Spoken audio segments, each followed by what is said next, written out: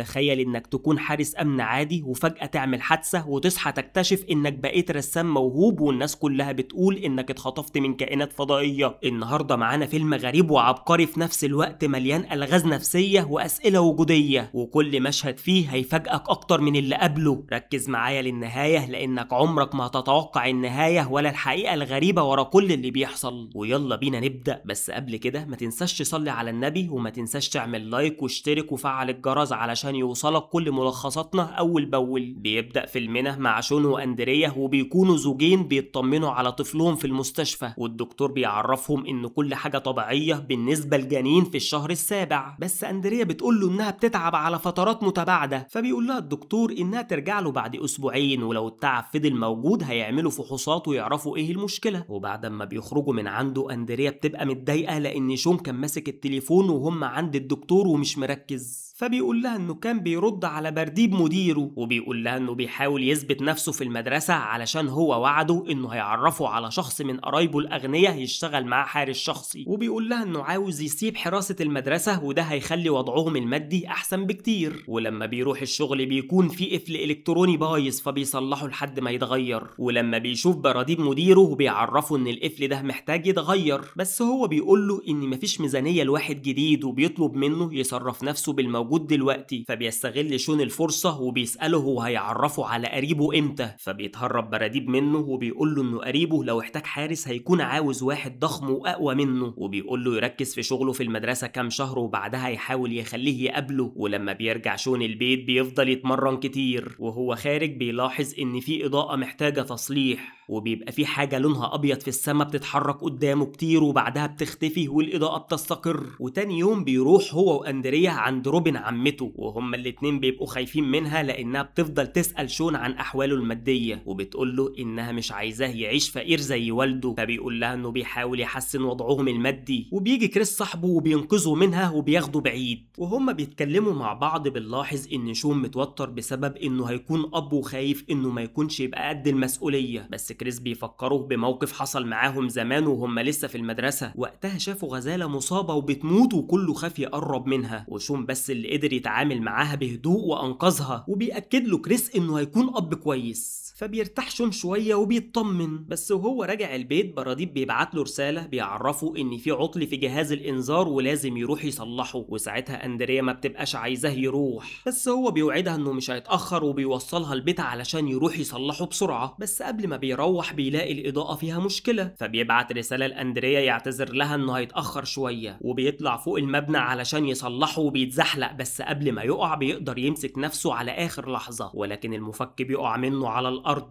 فبيقف علشان ينزل يجيبه تاني لانه محتاجه، لكنه بيشوف ضوء قوي جدا بيقرب منه وبيفقد وعيه. ركز معايا يا صديقي علشان اللي هيحصل دلوقتي هيفاجئك بكل المقاييس. وبيفوق بيلاقي نفسه ملفوف بغشاء غريب، وبيكون في حد بيسحب دم من دماغه، وبيشوف والده ميت جنبه فبيصرخ وبيصحى بيلاقي نفسه بيحلم، وبيكون موجود في المستشفى بعد ما وقع من فوق المبنى. والدكتور ساعتها بيقول له انه محظوظ لانه ما ماتش ولا حصل له كسور، وبيقول له انه هو بس عنده ارتجاج في المخ وشوية كدمات هتتحسن مع الوقت، وبيسمح له يخرج من المستشفى. ولما بيعرف انه كان في غيبوبة لمدة يومين بيتخض على شغله، لكن اندريا بتطلب منه ما يطلعش تاني فوق السطح علشان اللي حصل ما يتكررش تاني، وبتطلب منه ياخد العلاج ويرتاح. فبينام شوية وبيصحى ياخد العلاج مرة تانية بسبب الألم، وبيمسك ورقة وبيرسم فيها وبيخبي اللي رسمه من أندريا. وتاني يوم أندريا بتطمن إنه كويس وبتديله علاجه، وبتقوله إنها عندها اجتماع مع مستثمر مهم ولو هو حاسس إنه مش كويس ممكن تأجله، بس هو بيرفض وبيقول لها إن هو كمان ممكن يروح شغله، لكنها بترفض طبعا لأنه لسه تعبان. وقبل ما تخرج من الأوضة بيجيلها مغص قوي وبتطلب منه يساعدها تقعد بس، لكن هو بيحس انه مربوط جوه الغشاء الابيض وما بيتحركوش. تفضل تصرخ وبتتسحب من الأوضة قدامه في الضلمة، ولما بيقرب من الضلمة بيشوف كائن غريب فضائي بيبصله وبيختفي بسرعة. وبيصحى شون بيلاقي نفسه بيحلم تاني وأندريا نايمة جنبه. تفتكر يا صديقي اللي شافه ده حقيقي ولا عقله بيخونه؟ ركز معايا علشان اللي جاي هيغير كل حاجة. لكنه بيلاقي الرسمة جنبه وما بيكونش عارف يفرق ما بين الوهم والحقيقة. وتاني يوم بيروح المستشفى مع مراته، وفجأة بيشوف مراته على شاشات الإعلانات وبتكون في أوضة العمليات بتصرخ، فبيخرج من المستشفى خالص وبيلاقي نفسه وهو ضعيف وتعبان وقاعد بيرسم لوحده، وبتكون روبن بتتريق عليه وبتقوله انه معاق وزي والده بالظبط. وبعد فترة بيروح يعمل اشعة في المستشفى وبيفضل يشوف الاضواء والحاجات الغريبة اللي بيشوفها، والدكتورة بتطمنه وبتقوله انه كل حاجة طبيعية، لكنه ما بيوافقش على كلامها وبيقول لها انه مش طبيعي ابدا. تسأله عن اخر حاجة فاكرها، فبيقول لها انه فاكر انه كان واقف على السطح وشاف ضوء قوي جدا في السماء وبعدها لقى نفسه في المستشفى. ولما بتسأله عن احلامه بيحكي لها انه شاف نفسه متوصل بانابيب كتيرة وان هو شاف والده المتوفي جنبه، وبيقول لها انه بيشوف كوابيس كتيرة جدا لدرجة انه مش قادر يحدد اذا كان ده حقيقي ولا بيحلم. وبيوريها الرسومات وبيقول لها انه بقى بيرسم كتير جدا على الرغم من انه قبل الحادثة ما كانش بيعرف يرسم خالص.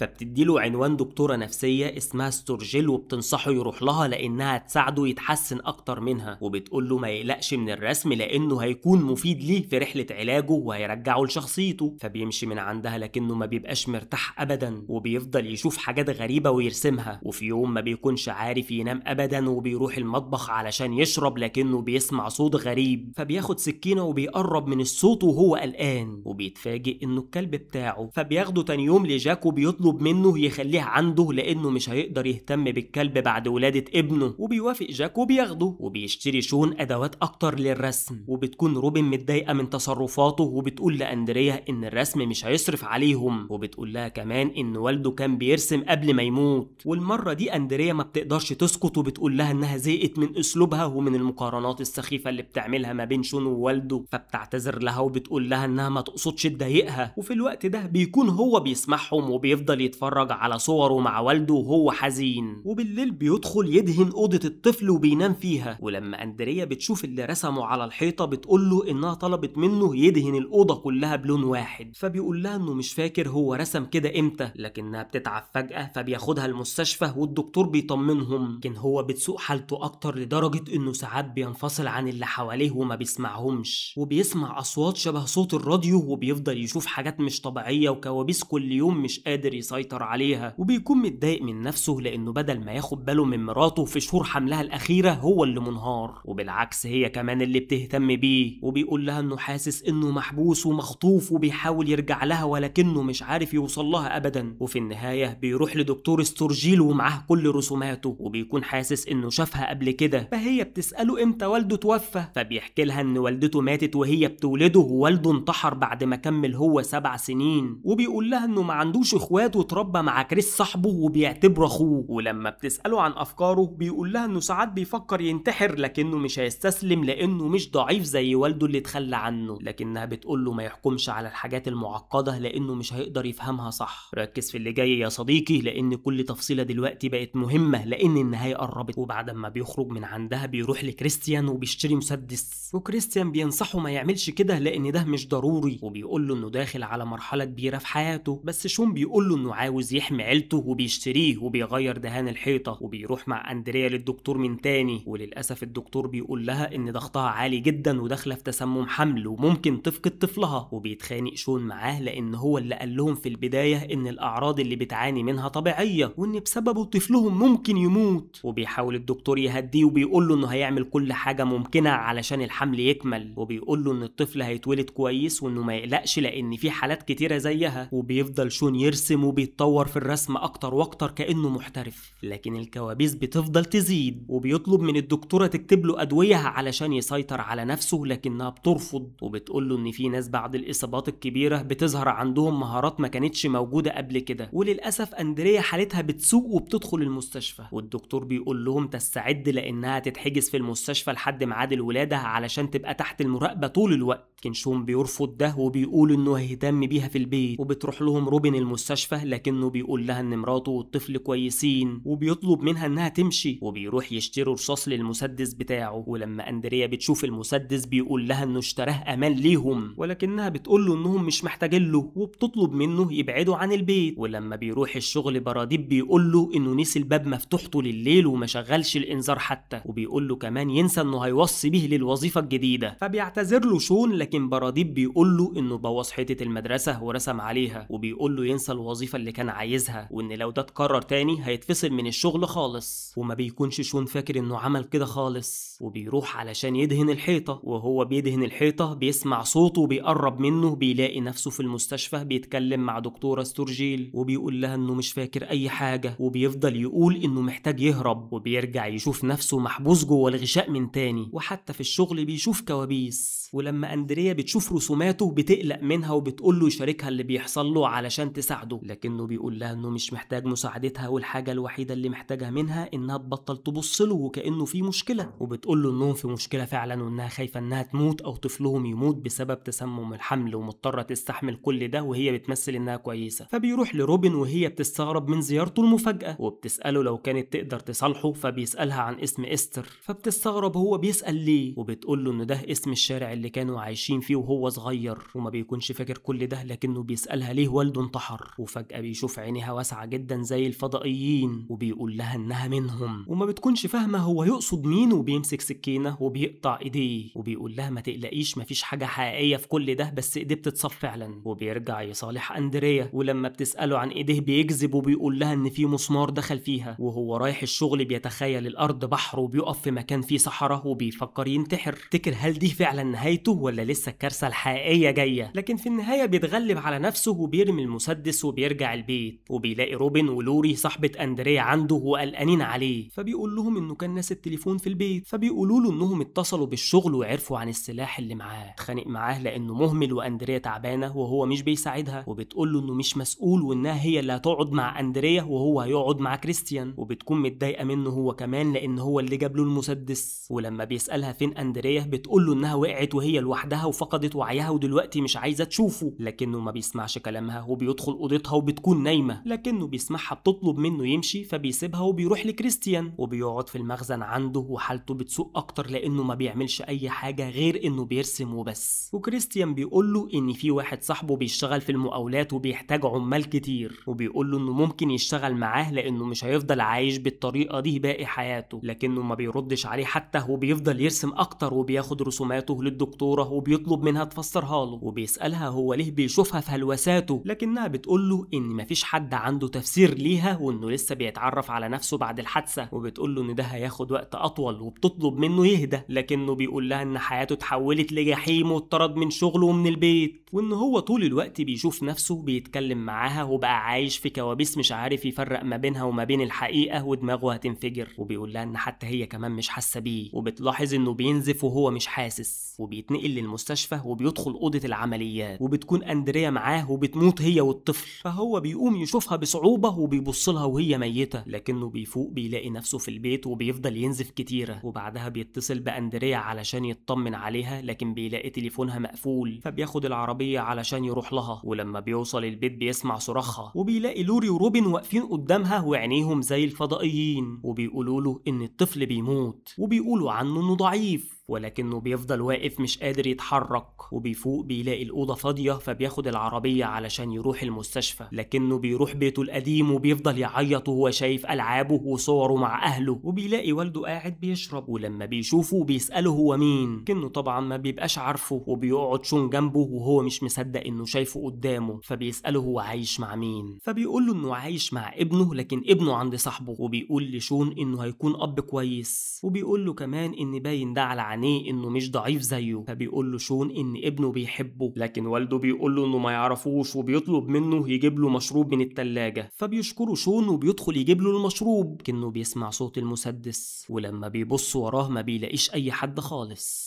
ركز يا صديقي في اللي هيشوفه دلوقتي، لان ده مفتاح كل حاجة. وبيرجع الضوء اللي في السما من تاني، وشون بيخرج من البيت بصعوبة، وبيجي شخص ياخده وبيركبه العربية وبيحاول يخليه يتنفس، ولما بيسأله شون هو مين بيقول له انه ده مش مهم، المهم انه هيخرجه من هنا، وبيقول له انه قوي علشان يستحمل كل ده وقدر يخرج منه سليم، وكأنه كان عارف اللي عاشه كله، وبيوصله بيته، وهناك بيلاقي أندريا وبيبص لها وكأنه رجع لنفسه الحقيقية، والأول مرة بعد الحادثة بيحس انه اتولد اتولد من اول وجديد. تفتكروا هو كان مخطوف من فضائيين فعلا ولا كل اللي عاشه ده وهم بسبب مشاكله النفسية؟ لكن السؤال الحقيقي مش هو اتخطف ولا لا، السؤال الحقيقي هل ممكن فعلا العقل البشري يخدعنا لدرجة اننا نعيش في عالم وهمي بالكامل؟ الفيلم بيقول لنا اننا اوقات بنهرب من وجعنا بخلق عوالم بديلة، وان دايما الحقيقة بترجع تواجهنا مهما حاولنا نهرب منها. لو عجبك الفيلم واستنتجت حاجة مختلفة اكتب لي رأيك في الكومنتات وقول لي هل فعلا شون كان مجنون ولا عاش تجربة خارقة. وطبعا ما تنساش تصلي على النبي وما تنساش اللايك والاشتراك لو اول مرة تشوفنا، واستنى ملخصنا الجاي لانه هيبقى غامض اكتر من كده.